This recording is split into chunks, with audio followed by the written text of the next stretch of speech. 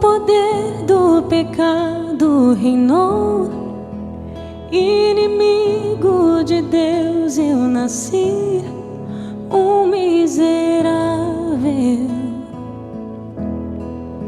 Só as trevas aqui eu amei, nada em Deus desejei ou busquei, trevas eu era.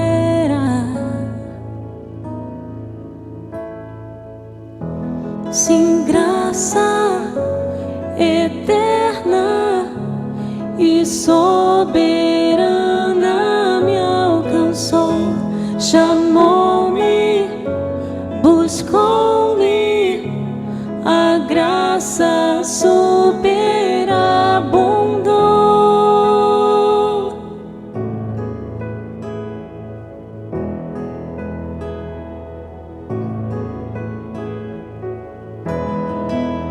Nada em mim para Deus desejar, nada em mim para Deus ter prazer, trevas eu era. Meu caminho foi escuridão. Amém. Se numa manhã como essa eu desse um papel para cada um dos irmãos aqui e dissesse que há um grupo de pessoas que está no olho do furacão, do sofrimento e da perseguição, eles estão sendo feitos tochas humanas, eles estão sendo jogados aos leões, eles estão sendo tratados como párias do mundo, eles não são relevantes para a sua cultura, eles são tratados como lixo pela sociedade deles. O que vocês escreveriam? Certamente nós pensaríamos que eles estão cheios de quê? De traumas por esse tratamento, eles estão cheios de medo, incerteza e ansiedade.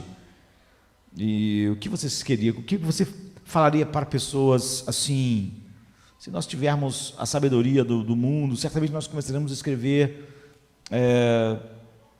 da mesma maneira que o mundo escreveria para pessoas debaixo de um sofrimento tão grande. Pensem, foi assim que o apóstolo Paulo começou, quando ele estava só com papel em branco e tinha que falar para um povo exatamente experimentando essa realidade.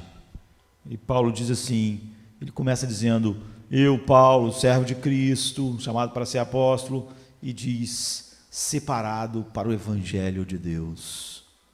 Quando Paulo vai falar para pessoas assim, de maneira totalmente contracultural e oposta até à igreja da nossa geração, ele vai falar sobre o Evangelho. O que pessoas que estão sendo queimadas vivas, jogadas aos leões, debaixo de aflições que talvez eu e você jamais experimente na vida, apesar de nossa geração viver numa época mais cômoda, que as pessoas têm a maior expectativa de vida, em que as pessoas têm mais entretenimento do que qualquer outra geração, em que temos antibióticos, UTIs e todo tipo de conforto que outras gerações jamais sonharam. No entanto, nós falamos que somos uma geração mais ansiosa, com mais problemas, precisando mais daquilo que dos placebos do humanismo secular.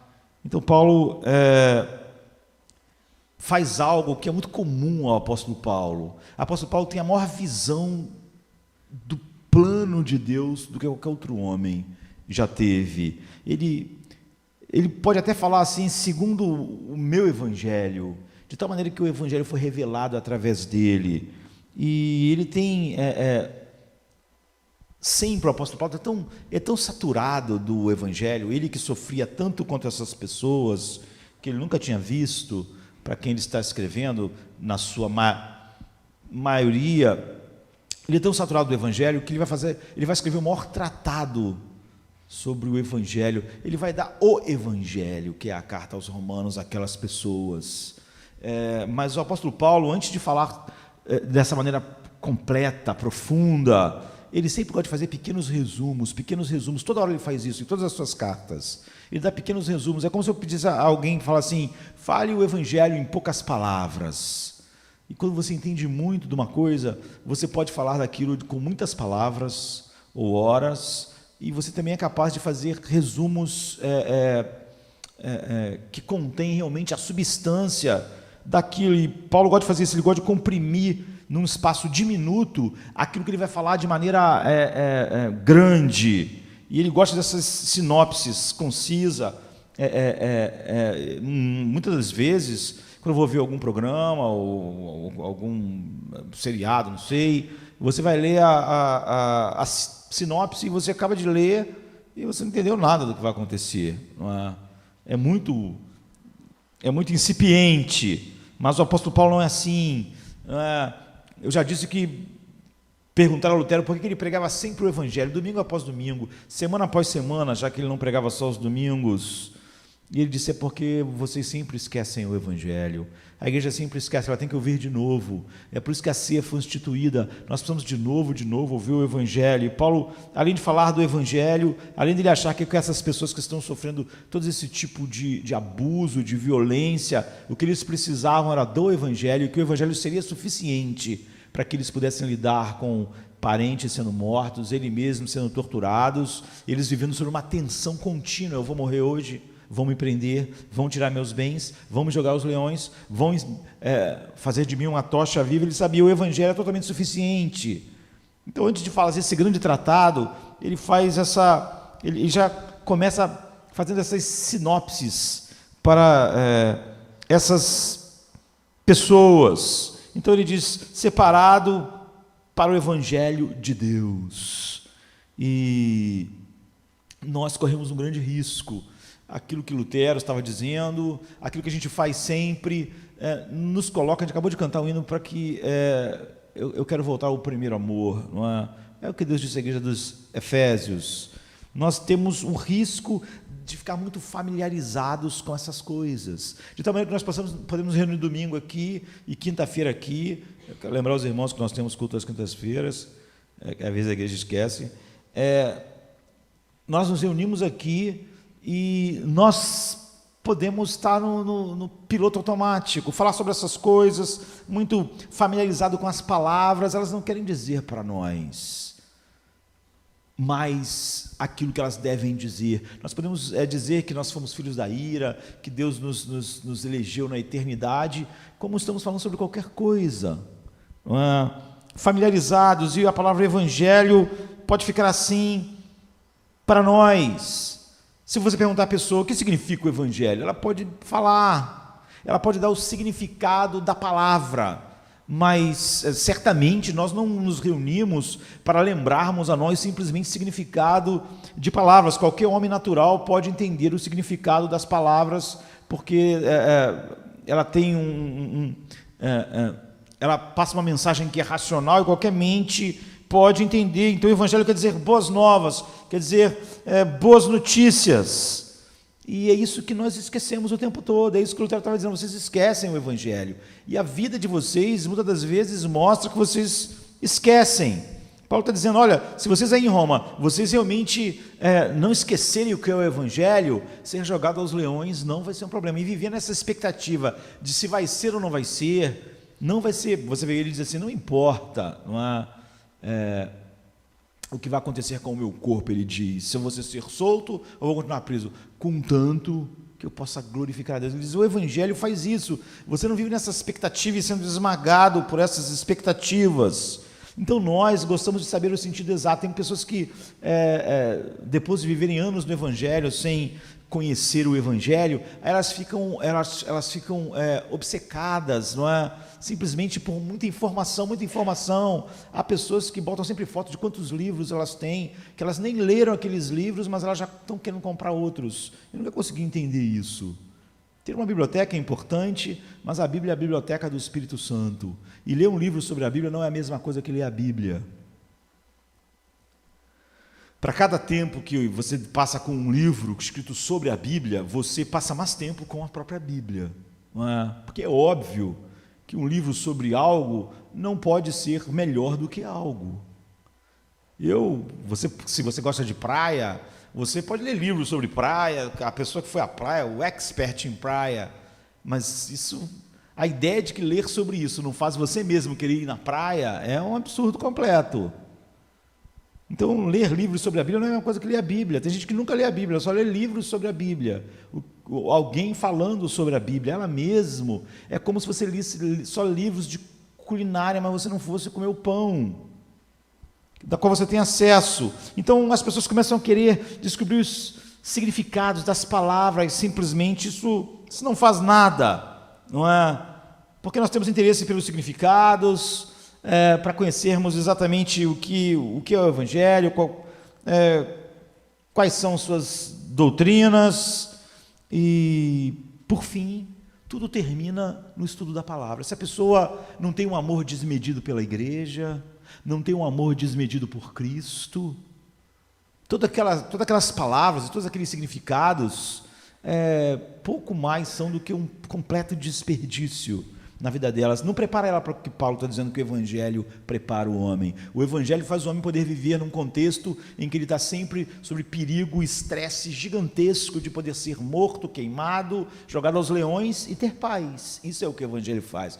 Só palavras não podem fazer isso. Então nós concluímos jamais somente na letra e nunca chegamos no Espírito. O Espírito de Deus é vida em nós. Essas verdades para nós estão pulsando em nossos novos corações, estão sendo incendiadas na fornalha do nosso coração e gerando afeições santas que são muito mais poderosas do que todos os sentimentos naturais que a vida possa trazer sobre nós. Então, se nós dissermos que nós sabemos que o Evangelho significa boas novas, a questão que tem que vir para nós é boas novas para nós. Não adianta nós sabermos o significado das palavras. O Evangelho chegou a você como uma boa nova? A cada semana, quando você pensa no Evangelho, ele chega a você como uma boa nova? Só o significado dele é inútil.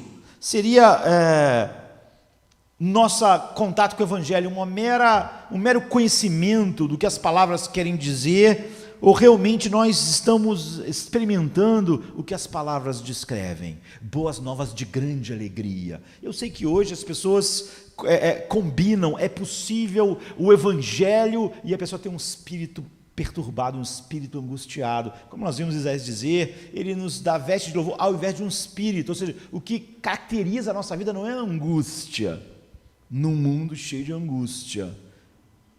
São vestes de alegria. O reino de Deus é paz, alegria, justiça, paz e alegria no Espírito Santo. É o que Paulo diz, sabe? Então, naturalmente, o apóstolo Paulo estava preocupado com isso. Paulo jamais mencionou essa palavra. Paulo jamais falou sobre o Evangelho ou se aproximou do Evangelho em algum dos seus pontos, em alguma das suas doutrinas, sem se emocionar, sem se comover. Não importa onde ele estava, não importa se ele estava preso, ele se emocionava até as profundezas do seu ser. Paulo não podia falar das grandes doutrinas como simplesmente palavras e coisas para encher a sua mente. Ele sempre, então, está explodindo em doxologias. Ele está falando sobre o grande evangelho, por exemplo, em Romanos aqui, e daqui a pouco ele começa a falar a profundidade das riquezas, tanto da sabedoria quanto do conhecimento de Deus. Você vê, Paulo não podia falar sobre o evangelho sem emocionar nas suas entranhas.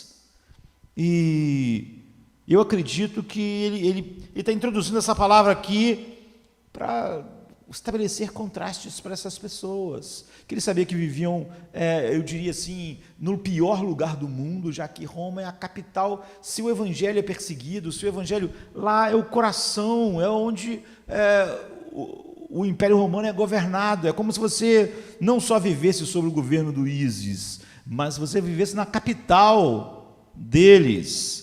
E o que Paulo quer dizer, o que Paulo quer começar a falar para essas pessoas, que ele é um pregador de boas novas, de notícias que enchem o coração de alegria e mudam tudo, porque antes ele não era assim. Ele era um pregador antes. Paulo já falava sobre a Bíblia antes, já acreditava em Deus antes, ele já tudo que ele estudava de maneira mais apaixonada era a Bíblia, a única escritura que Deus tinha revelado ao mundo. O Velho Testamento, o apóstolo Paulo era um mestre da lei. Ele disse que se dedicou mais do que todo mundo, ele era um fariseu, ele era um grande perito, mas não havia boas novas, como não há na lei. Ele não era um pregador de notícia de grande alegria. não é? A lei nunca foi destinada a ser boa nova. A lei sequer é nova, não é? Sequer é uma notícia, porque a lei foi escrita no coração dos homens. Quando você ouve a lei, os 10 mandamentos, você não pensa, caramba, se isso não fosse dito eu não teria nunca imaginado. Não, porque como Deus nos fez morais e colocou em nós a sua lei, nós já sabíamos muito antes. Caim não tinha, não matarás, mas ele matou seu irmão e escondeu, ele sabia, estava errado. A lei não é uma notícia. Quando alguém disse para Caim, não deve matar, isso não era, não deve, opa, nunca imaginei isso, pensei que era uma coisa maravilhosa, matar as outras pessoas, agir dessas maneiras, todo ser humano sabe, a lei já estava lá, a lei não é nem nova e nem uma boa nova. Ela nem é notícia para nós, e que dirá uma boa notícia? A lei nunca foi destinada a ser isso. A lei, como Paulo diz em Gálatas 3,19, foi ordenada por causa das transgressões, para deixá-las claras, para desmascarar nossos corações, para que o pecado abundasse. Esse é o propósito. A lei veio para destacar com exatidão o pecado. Nós podíamos ver o pecado, mas era meio como um borrão, né? É uma sujeira, mas não está bem delineada a nossa maldade, a nossa incapacidade de viver para Deus, a nossa profunda capacidade de vivermos só para nós mesmos. Então a lei vem para condenar os que já estão condenados, mas de uma maneira muito específica, muito clara. A lei nunca foi dada para salvar ninguém. Nunca foi o propósito da lei ser um meio de salvação. Então jamais nós podemos pensar na lei como boas novas, porque a lei são criminosos conhecendo claramente o quão exigente a lei é e como a sua pena é infinita por causa do crime infinito. Então, embora haja um certo, a gente podia chamar de elemento de graça na lei, ou seja, no sentido de que ela, quando usada pelo Espírito de Deus, é a única coisa que vai nos mostrar quão miserável nós somos, e vamos admitir, é uma graça essa percepção, e ela é usada então como um aio para nos levar a Cristo, é só nesse sentido. Ela a graça na lei, no sentido que ela mostra quão ruim nós somos e como nós somos merecedores da ira infinita de Deus, mas não há nada a não ser isso. Ela nos coloca nesse lugar, ela nos clareia para nós o lugar que nós estamos, mas há muitas pessoas que não conseguem entender isso. Eu cresci na igreja, e a maior parte das pessoas que crescem na igreja, que estão ouvindo hoje supostamente o Evangelho, como elas fragmentam a verdade sobre Deus e misturam ela com doses cavalares de humanismo. As pessoas pensam realmente que a lei era um meio de Deus salvar no Velho Testamento, é um meio que ele deu para Israel, para eles encontrarem a salvação. A lei era uma oportunidade para o homem usar o livre-arbítrio para agradar a Deus, ou seja, para salvar a si mesmo, através daquilo que o homem pode fazer.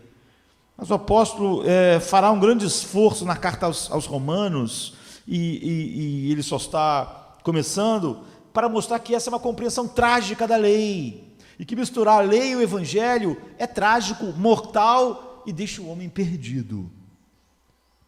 Então, pensar que o Evangelho veio somente como um pensamento posterior de Deus, a lei não funcionou.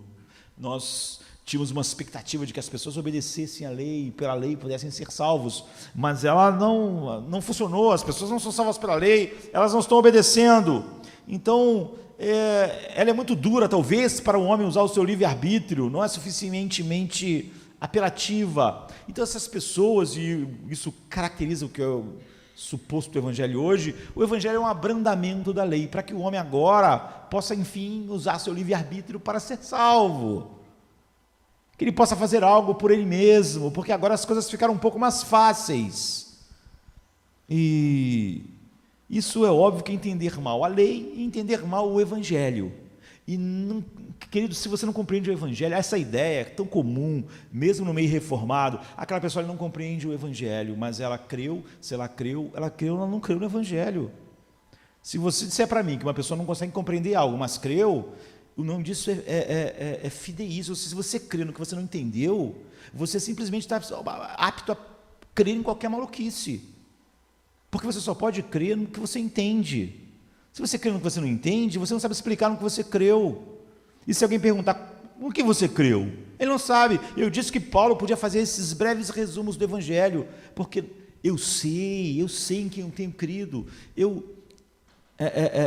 Quando Paulo diz, se outra pessoa pregar um outro Evangelho, se a pessoa não sabe o que é o Evangelho, ela não sabe o que é outro Evangelho. Qualquer coisa que coloque Deus e salvação, ela acha que é Evangelho. Então,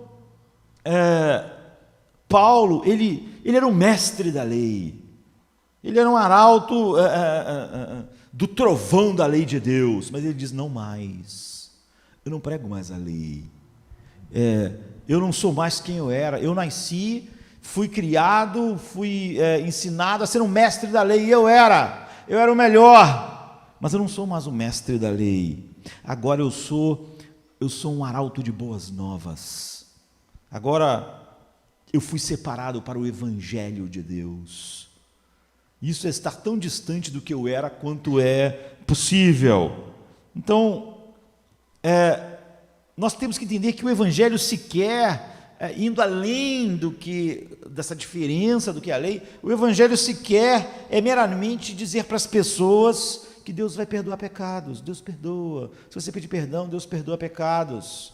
Porque o Evangelho não é meramente perdão de pecados. No Velho Testamento já havia uma grande doutrina sobre perdão de pecados. E aquelas pessoas ainda não tinham o Evangelho. De maneira que ele vai ser revelado de fato. Então, perdão de pecado já era conhecido na outra dispensação. Havia uma doutrina de perdão de pecados. Os homens não é quando chegou o Evangelho, ouviram pela primeira vez, nós soubemos que há essa coisa, perdão de pecados. O Evangelho não é isso, porque isso já era conhecido.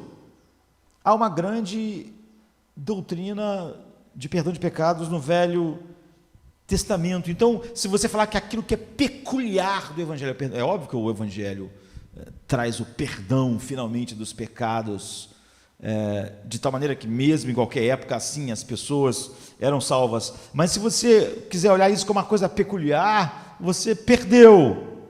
Seria entender mal o Evangelho, pensar que ele é o anúncio do perdão dos pecados, de que Deus perdoa os nossos pecados, porque há abundantes declarações no Velho Testamento de que Deus perdoa os pecados. Não é isso que é boa nova do Evangelho, porque você pode ser perdoado, mas o que acontece? Você vai pecar de novo. E a maldição da lei está sobre cada pecado do homem. Então, outra coisa importante, como negativa, é que a mensagem do Evangelho não há nenhum apelo para você fazer algo. Isso só é verdade hoje porque nós vivemos numa época galopante de um arminianismo humanista. Então nós temos a ideia de que o Evangelho é um apelo para o homem fazer algo. É por isso que o cara está morrendo, o que a gente quer? A gente quer que ele fale alguma coisa, que ele aceite algo, que ele faça algo, porque senão isso não seria uma boa nova. Qualquer ideia daquilo que o homem pode fazer não é uma boa nova, porque nós sempre soubemos o que devíamos fazer, sempre soubemos como devíamos viver. A questão não é essa. Então há pessoas que parecem sempre pensar no Evangelho, na mensagem cristã, como um apelo para os homens viverem uma vida melhor, fazerem algo a respeito de si mesmos, fazerem algo a respeito da sua salvação, e terem uma boa moralidade, e serem éticos, e fazerem algo na vida, fazer diferente do que estavam fazendo, e serem os catalisadores da justiça social. Enfim, isso não é boa nova, logo isso não é Evangelho. Isso não traz paz, isso não traz ao homem não coloca o homem justo diante de Deus. Então, não é a mensagem cristã, mas frequentemente ela é pregada como se fosse o Evangelho. Um apelo para que o homem use o seu livre-arbítrio para fazer coisas que finalmente não só o salvam, mas que vão ter que ser feitas para mantê-lo salvo e continuar assim, aquilo que ele faz. Mas isso não é cristianismo, e crer nisso não faz alguém ser salvo, porque isso não é crer no Evangelho. Então, dirigir um apelo às pessoas não é o mesmo que proclamar as boas novas a elas.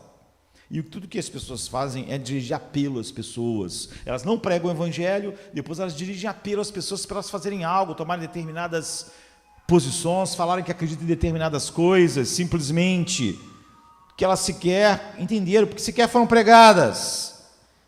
Todos nós sabemos que os seres humanos deviam ser melhores. Todos nós sabemos que nós devíamos ser melhores pais, melhores maridos, melhores filhos, melhores cidadãos, melhores tudo.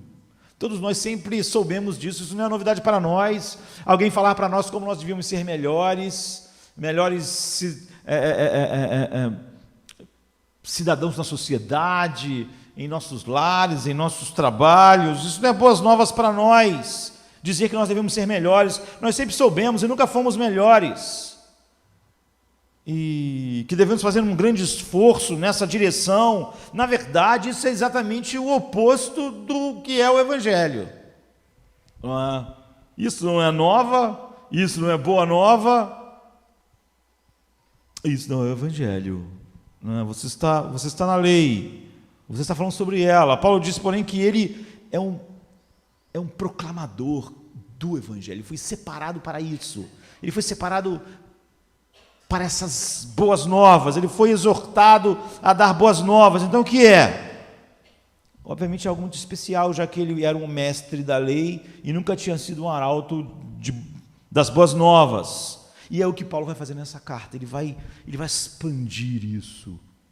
Ele vai falar da maneira mais profunda em toda a Bíblia, portanto, a maneira mais profunda que os ouvidos humanos vão ouvir neste mundo sobre o Evangelho, aqui em Romanos. Mas ele nesse breve resumo, ele dá a direção, ele dá um resumo. Ele já começa dizendo, separado para o Evangelho de Deus, concernente ao seu Filho. É algo concernente a Cristo, não é algo concernente a nós. O Evangelho não é algo concernente aos homens, ao que eles fazem, ao que eles podem fazer. O Evangelho é algo concernente a Deus. É o Evangelho de Deus, concernente ao seu Filho. Ele começa a fazer esse resumo. Então você vê, não é nenhum apelo para os romanos fazerem alguma coisa, nem para mim, nem para vocês. É um anúncio, uma proclamação daquilo que Deus fez, que Deus realizou. Esse é o Evangelho. Por isso que ele é boas novas, porque não é a respeito do que eu tenho que fazer, ou de como nós devemos ser melhores. Como eu já disse, isso não é nem boa, isso não é nem nova e nem é bom para nós. Em si mesmo é algo bom, mas é algo que só nos condena. E ele expressa isso um pouco mais à frente, no 16, 17, diz assim: eu não me envergonho do Evangelho. Por quê? Porque eu vou apelar para vocês finalmente usar o livre-arbítrio de vocês para serem melhores. Não, eu não me envergonho do Evangelho, porque ele é o poder de Deus para a salvação. O Evangelho é algo que flui de Deus, ele é o poder de Deus para a salvação. Ele é o caminho de salvação segundo Deus, ele é Deus salvando homens que ele deu ao seu Filho na eternidade, porque nele, no Evangelho, não se descobre apenas uma vaga doutrina do perdão, como havia no Novo Testamento, no Velho Testamento, e poucos homens podiam ir bem além, como Davi. Ele diz, porque nele se revela a justiça de Deus. E é isso que é de novo, sabe?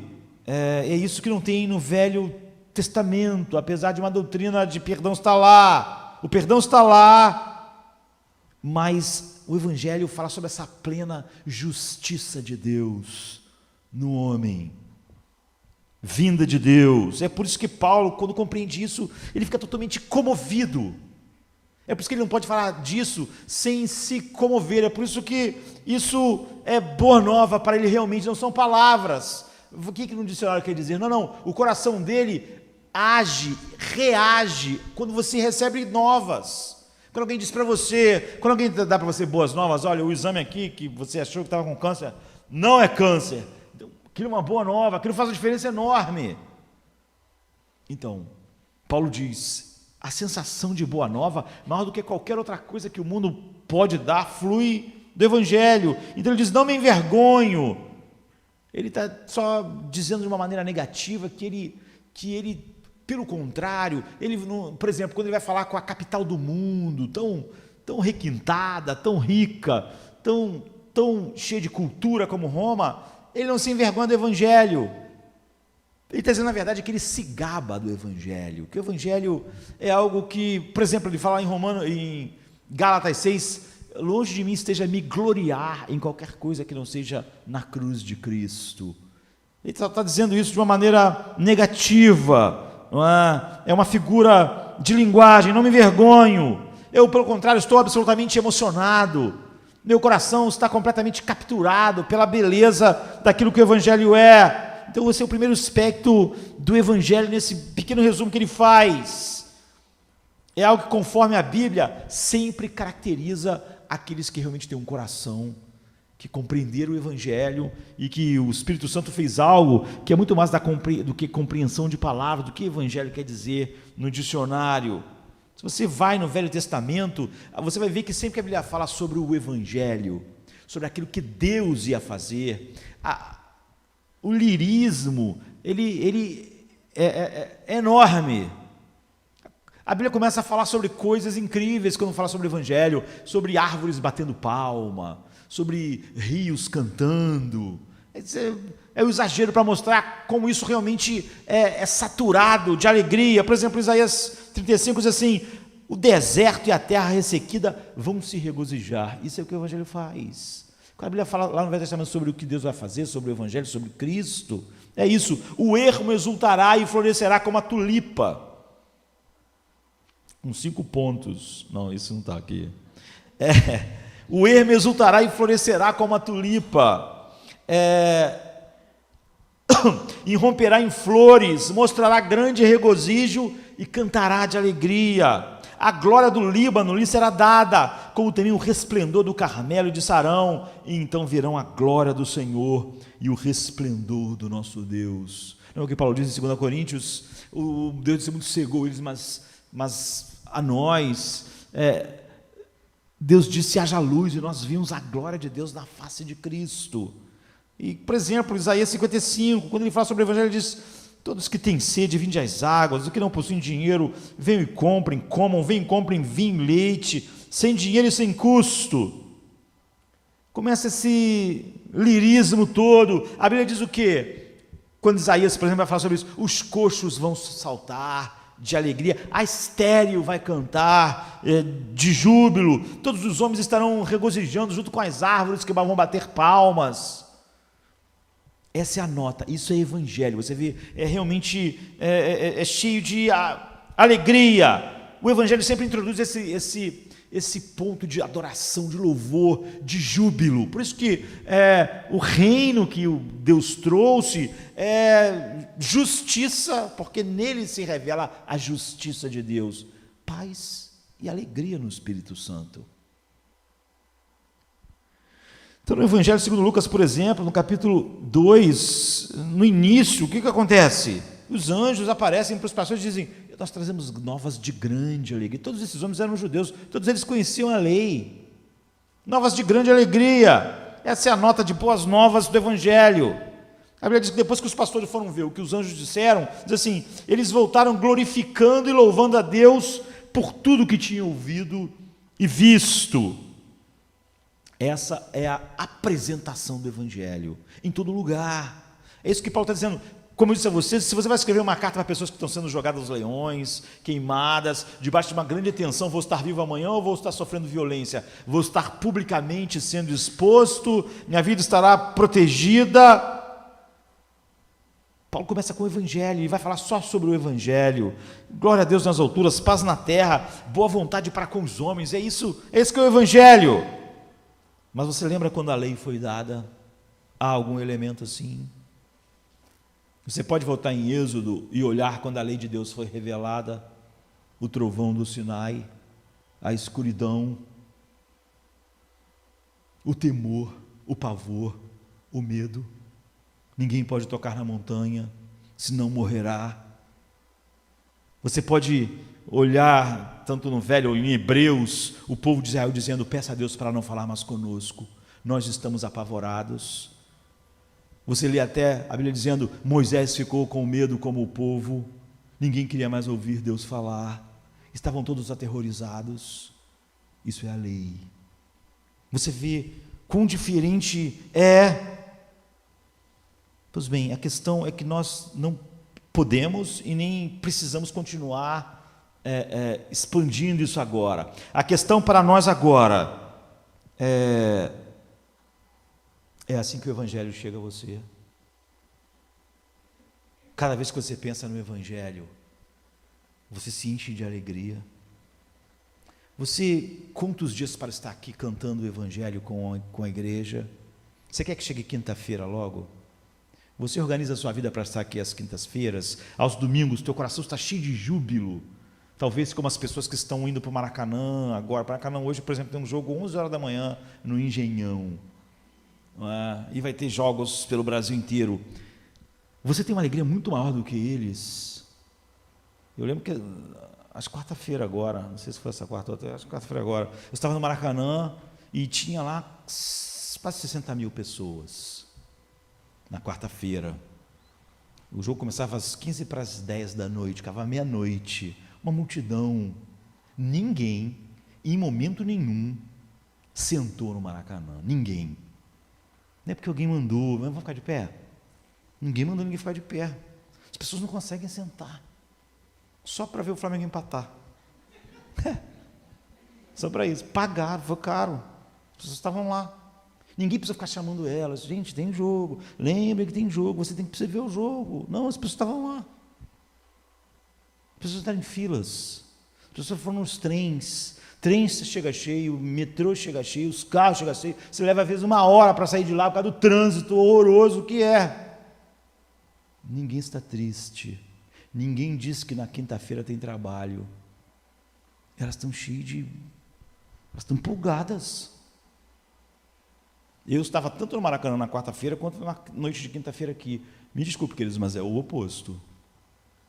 Qualquer dificuldade, as pessoas não parecem demonstrar 1/100º da alegria daquelas pessoas. Como nós vamos dizer para aquelas pessoas que Jesus é melhor do que a vida? Elas vão dizer assim: pô, não é nem melhor que o Flamengo, pelo que eu vejo vocês agindo. Eu não vejo empolgação. O que a Bíblia está dizendo é que o Evangelho é nova de grande alegria, que não há nada igual no mundo, nada igual. Portanto, não adianta nós prosseguirmos aqui. A questão que nós temos que fazer é assim que o Evangelho chega a nós. Nós podemos dizer com sinceridade, nesse momento, diante de Deus, tanto diante de Deus quanto Paulo estava, quanto a igreja dos romanos que recebeu essa carta estava, nós podemos dizer que o Evangelho foi a melhor notícia que nós já recebemos, que é a coisa que semana após semana nos empolga mais do que qualquer coisa, que ainda que essa semana fossem queimar a gente numa fogueira e jogar os leões, a alegria que o Evangelho produz é tão grande que nós não estaríamos devastados pela angústia. Nós podemos dizer isso. Que essa é a melhor coisa que nós ouvimos, de tal maneira, uma notícia tão grande, tão grande, que nós somos como o tio Patinhas.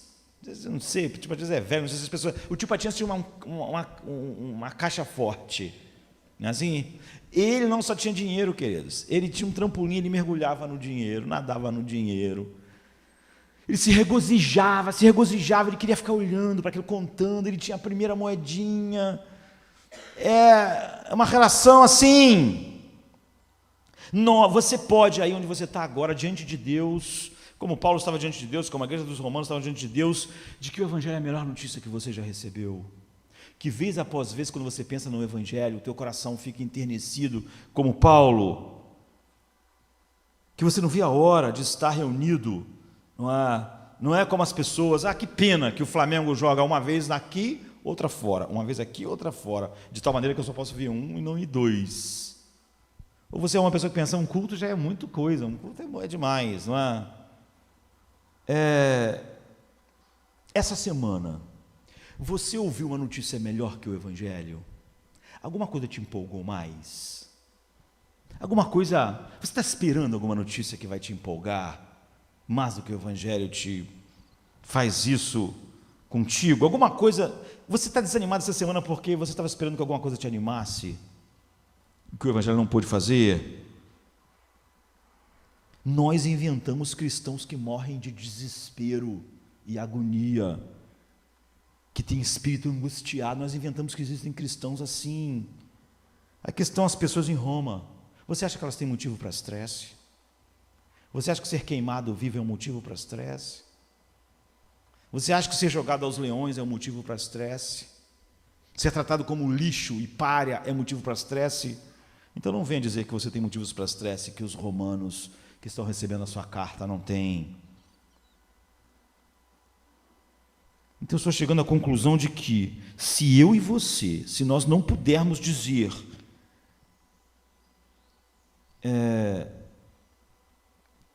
que a melhor notícia que a gente já recebeu na vida é o Evangelho, e que semana após semana o Evangelho é a notícia que nos impulsiona, você devia duvidar se você é cristão.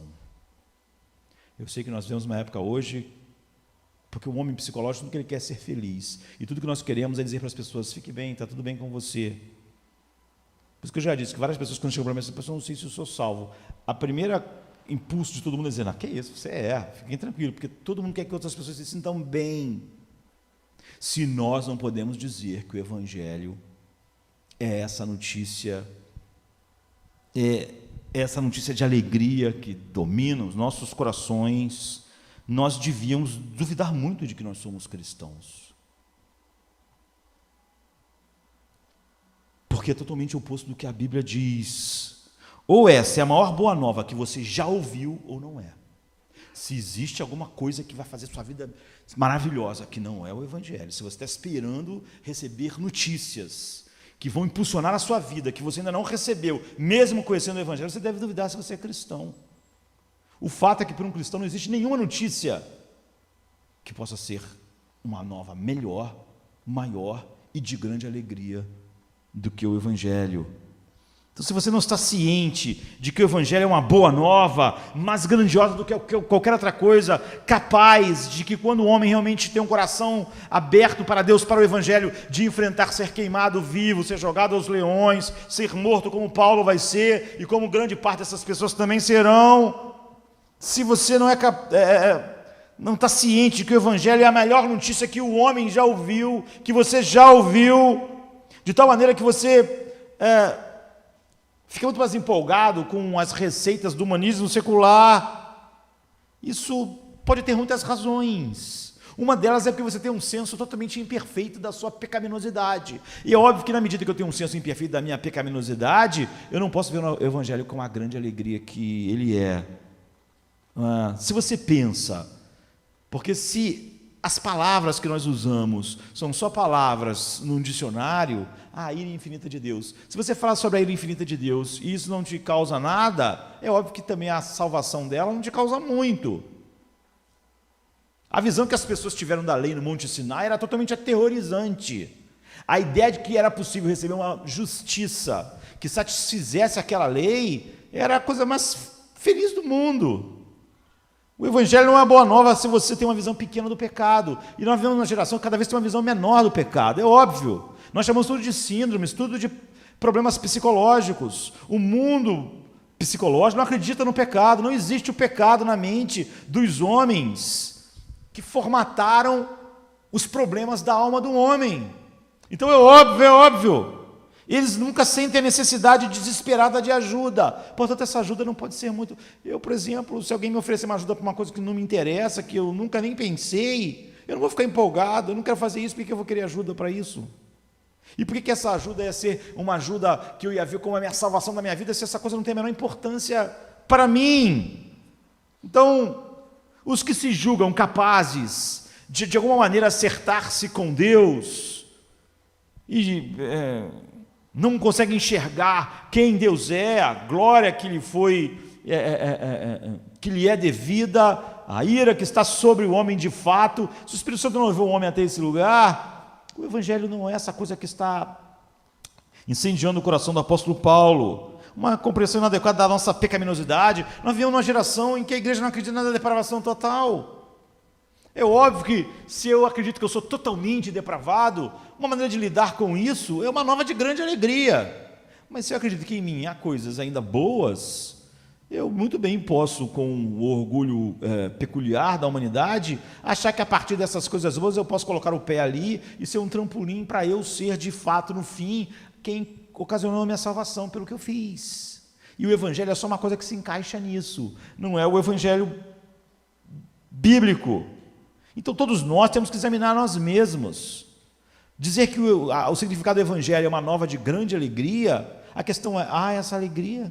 É assim que o Evangelho chegou a nós? E se lhe falta essa alegria, não adianta tentar produzir essa alegria em nós mesmos. Como eu disse, ninguém teve que ficar insuflando as pessoas a lotarem o Maracanã e sentirem, sei lá, uma determinada emoção e uma determinada alegria, se por acaso, não aconteceu, a bola tivesse entrado no gol.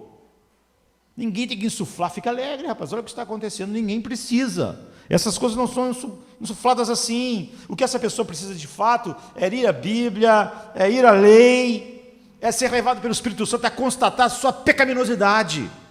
Um homem como Paulo, que diz, em mim não habita bem algum, quando descobre que o Evangelho é o poder de Deus para a salvação, é a manifestação da justiça de Deus, então há uma alegria imensa nele, nada mais importa.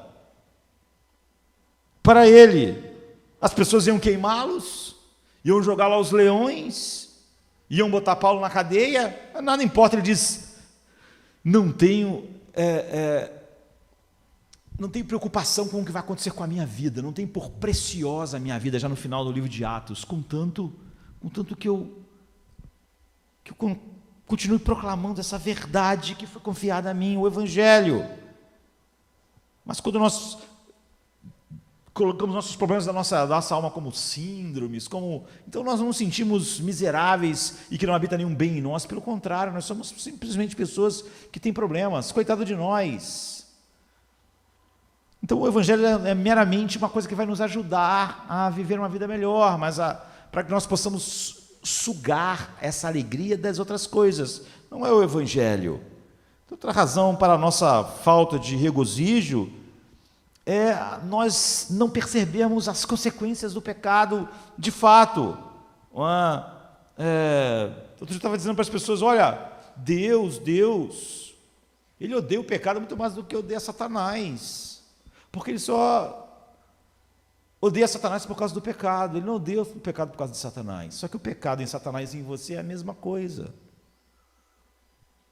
É óbvio que Deus não pode separar Satanás do pecado dele, apesar dos seres humanos inventarem isso para si mesmos, que Deus está amando, apaixonado por um homem e odiando o seu pecado. Deus não pode odiar o pecado de Satanás enquanto ele se deleita em Satanás, nem no homem.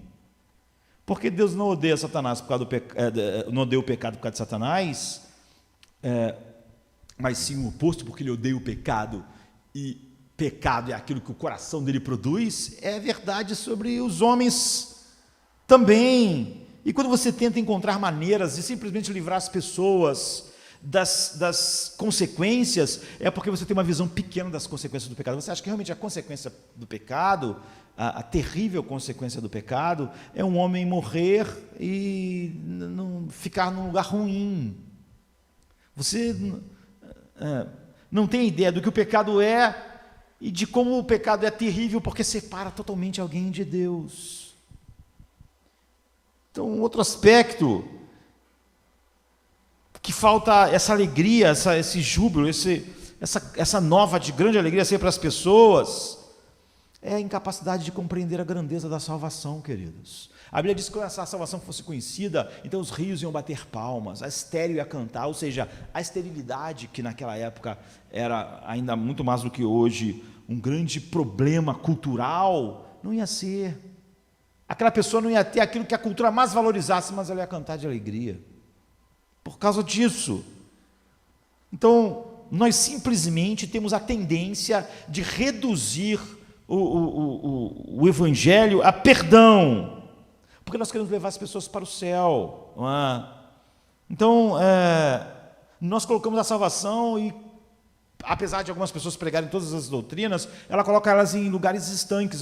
Uma vez eu escrevi um texto e uma pessoa, um pastor, um teólogo, disse assim: não, você disse que eu disse que salvação é só ir para o céu, mas eu não ensino isso, mas é o que ele estava dizendo. Porque quando a pessoa diz assim, apesar da pessoa viver assim, fazer isso, ainda assim ela é salva, o que ela está dizendo, ainda assim ela foi para o céu, é o que ela está dizendo. Porque ela está resumindo a salvação e no final, apesar de tudo, ser salvo. Apesar de tudo e ser salvo o quê? Quer dizer, apesar de não ter nada da salvação na vida, ela foi salva, foi para o céu. É isso que você está dizendo, que a salvação é ir para o céu, mas isso é algo totalmente menor. Eu vou miseravelmente para o céu. Deus nunca foi o deleite final da minha vida, de tal maneira que eu vivia angustiado, perturbado e sem paz, porque isso diminui miseravelmente a salvação. É a mera preocupação de escapar das punições do inferno. Então, falando, essa pessoa está salva. O que ele está dizendo é o seguinte: essa pessoa foi para o céu. Nós não temos visto a boa nova da reconciliação com Deus, da habitação com o Espírito Santo, da alegria em Cristo, da alegria indizível e cheia de glória, disso que as pessoas, Paulo está querendo que elas saibam. Vocês estão experimentando isso? Você vê, ele está escrevendo uma carta para uma igreja. Você podia pensar, ele podia tratar de outros assuntos. Ele quer ter certeza que aquelas pessoas compreenderam o Evangelho. É por isso que ele escreveu para uma igreja e escreveu a carta aos Romanos. É por isso que ele vai falar sobre justificação, sobre expiação, sobre propiciação, sobre eleição, sobre predestinação. Ele vai falar sobre o Evangelho para elas. Você pode pensar, para que falar sobre isso se ele estava escrevendo para uma igreja? Porque é isso que aquelas pessoas precisam saber. Elas criam no Evangelho. Era uma boa nova para elas. Essa era a crença delas. Elas tinham que, no final da carta dos Romanos, dizer: isso é o Evangelho, eu creio nisso, é isso que eu fui chamado para me deleitar nisso. Então, nós não temos visto a boa nova em sua altura, em sua profundidade, em seu comprimento. Ou seja, quando Deus chama o homem e faz finalmente, no meio do deserto dessa vida, como nós estávamos lendo, que o homem sempre encontra Deus no deserto, na quinta-feira, Deus o seu pão, a sua água, o seu vinho. Pode ver que lá falou: vinde comprar vinho e leite. Leite é gordura, alimento, mas não só isso, nós também queremos alegria para o coração, e isso é o que o vinho simboliza. Então, nós privamos da grandiosidade da salvação. O que a gente quer falar é o seguinte: no final, essa pessoa foi para o céu, então ela está bem, foi salva, porque nós destruímos a grandiosidade da salvação, nós perdemos o Evangelho. Portanto, o apóstolo Paulo está obviamente interessado na grandeza e na glória do Evangelho. E é por isso que ele está escrevendo uma carta a Roma, por causa da grandeza do Evangelho. Ele não está querendo dar algumas palavras do humanismo secular para aquelas pessoas suportarem serem queimadas, mortas, ou usarem seu poder de continuarem firmes numa ideologia, apesar das condições. Ele quer que as pessoas vejam o Evangelho. Ele ouviu dizer que eles estão na fé. Paulo não plantou aquela igreja, não foi ele que esteve lá, mas ele parece desejoso de ver se eles compreenderam realmente. Vocês em Roma, é nisso que vocês creram? É no que está nessa carta? É nessa declaração final do que é o Evangelho de Deus? Então Paulo pega a sua pena inspirada, que ele sabe que já que ele é um apóstolo chamado para isso, e expôs o Evangelho na sua plenitude, na sua grandeza. Ele expôs o Evangelho. Então nós usamos essa palavra, o Evangelho, de uma maneira muito superficial, queridos, muito comum. Nossos corações não ardem, não é uma boa nova de grande alegria, os rios não batem palmas, as montanhas não cantam, A estéreo não canta, geme, nós falamos, é assim mesmo, por causa, coitada, a estéreo, o mundo inteiro diz que a mulher tem que ter filho naquela cultura, se ela não tivesse filho, ela não era uma bênção para o clã, não era uma bênção para a nação, uma pessoa sobre essa pressão toda, ela vive triste. Não, o Evangelho diz que pessoas nessas situações com o Evangelho, elas cantam de alegria, ó estéreo. Então, deveria ser impossível usar a palavra Evangelho sem explodirmos no hino de gratidão e louvor a Deus. É por isso que mesmo escrevendo, Paulo toda hora para o assunto, para expressar uma profunda doxologia. São as boas novas que vêm de Deus, são as boas novas do que Deus fez, no qual Ele revela a sua justiça. Isso é o Evangelho. E isso nos leva a outro ponto, que nós não podemos mais ver hoje, mas podemos continuar, quem sabe. Ele diz, eu fui separado para o Evangelho de Deus. Paulo, servo de Jesus Cristo, chamado para ser apóstolo, mas separado para o Evangelho de Deus. Em outras palavras, é o que Deus fez acerca do homem que Ele deu ao seu Filho. Jesus vai orar, eu não oro pelo mundo, eu oro por aqueles que Tu me deste. O Evangelho é acerca do que Deus fez, acerca desse homem, acerca da salvação. O Evangelho não é nada acerca do que os homens fizeram. Paulo vai falar sobre o que ele fez, ou sobre o que aquelas pessoas fizeram, ou o que elas têm que fazer. Ele vai falar sobre o que Deus fez. Quando ele fala sobre o que os homens fizeram, é trágico. Do céu se manifesta a ira de Deus sobre toda a impiedade e injustiça dos homens, todo mundo. Porque tendo conhecido Deus como Deus, não o glorificaram como Deus, nem lhe deram graças. Tudo que é sobre o homem é só sobre o trovão do Sinai. E é por isso que o Evangelho é algo completamente novo, completamente novo. Paulo está dizendo para aquelas pessoas, eu vou falar acerca do Evangelho de Deus. Hoje, além da igreja não pregar o Evangelho de Deus, ela prega a mente secular do homem, sobre a alma humana, sobre os dramas do homem, sobre o que a sociedade é, sobre por que ela é assim.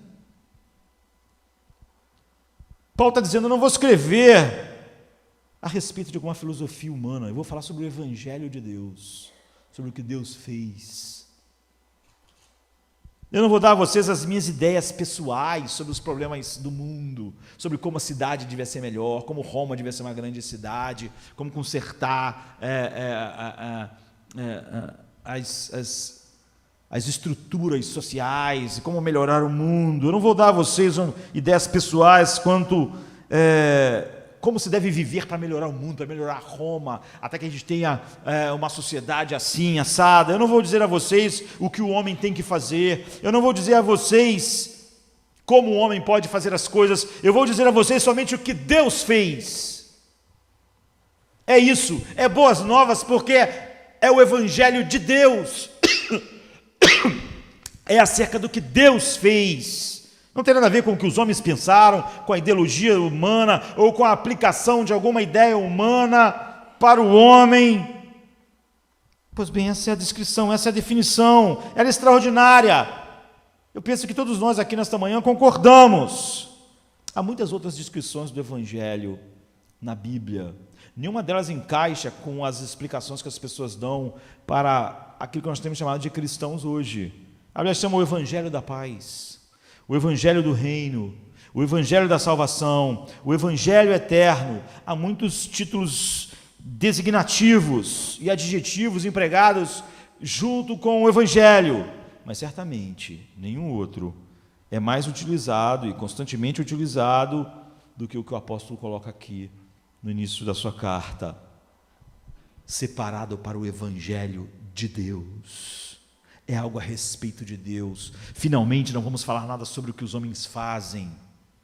Nós vamos falar sobre a única coisa que pode ser realmente nova e ser de grande alegria: o que Deus fez, o que Ele fez e o que Ele fez em seu Filho. Ou seja, o apóstolo não para simplesmente, envia até aqui e falar algumas palavras vagas, dizer que as pessoas creram. Ele quer saber de fato se as pessoas que estão em Roma compreenderam, entendem o que é o Evangelho. Ele vai falar sobre isso para elas. A absoluta primazia, a absoluta centralidade do Evangelho, a absoluta verdade que ele é o Evangelho de Deus, é o que Deus faz, que traz uma alegria profunda e invencível no coração do homem. É o Evangelho da paz, porque essa era a única maneira que eles podiam viver em paz num reino, numa cidade que é a capital de um império que quer matá-los, que quer queimá-los, que quer fazer dele comida para leões. Então vocês notam que logo no início o apóstolo Paulo apresenta a doutrina central da Trindade, porque o Evangelho é o que Deus fez. Deus quem? Deus Pai, Deus Filho, Deus Espírito Santo. Então nós queremos encerrar e depois continuarmos, né, como esse Evangelho é acerca de Deus. Paulo começa dizendo assim: separado para o Evangelho de Deus. Aí ele vai fazer uma explicação, abre aspas, algumas versões está entre parênteses, porque realmente é uma parada do seu pensamento para dar uma explicação, verso 2, e ele continua: o Evangelho de Deus acerca do seu Filho. Então você já sabe, o Evangelho de Deus é acerca de Cristo. Não vai ter homens aqui, não vai ter nós. É o Evangelho separado para o Evangelho de Deus acerca do seu Filho, que nasceu da descendência de Davi, segundo a carne. É isso que está entre parêntese. E ele continua: declarado Filho de Deus em poder segundo o Espírito de santificação pela ressurreição dos mortos. Então esse é o Evangelho para o qual ele foi separado. É algo que Deus na eternidade decretou. Houve uma aliança eterna entre o Pai, o Filho e o Espírito Santo. O Pai deu um povo a Cristo. É sobre isso que ele vai falar. Como Deus salva, como ele traz justiça, como essa salvação é muito mais do que perdão, como essa salvação leva o homem para próximo a Deus, como Deus passa a ser a fonte da sua alegria, da sua paz, da sua justiça, de tal maneira que isso é tão grande, isso é tão poderoso, que essas pessoas podem lidar com ser feito tochas vivas, comida para leões, perseguidos, como essas pessoas aqui. Então ele vai delinear o Pai, o Filho e o Espírito, porque esse é o Evangelho é o Evangelho de Deus. O Evangelho de Deus é a ação de Deus, e é nisso que contém a alegria infinita do Evangelho, para aqueles que realmente têm um coração para compreender agora essa verdade por serem regenerados. Mas, se Deus quiser, podemos continuar falando isso no domingo que vem. Pai, obrigado por esta manhã. O poder do pecado reinou, inimigo de Deus eu nasci, um miserável. Só as trevas aqui eu amei, nada em Deus desejei ou busquei, trevas eu era.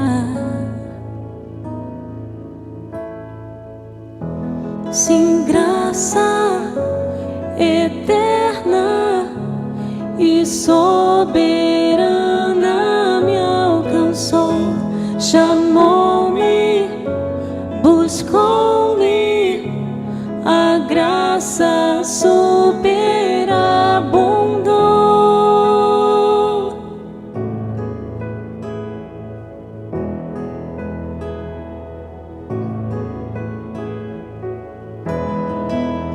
Nada em mim para Deus desejar, nada em mim para Deus ter prazer, trevas eu era.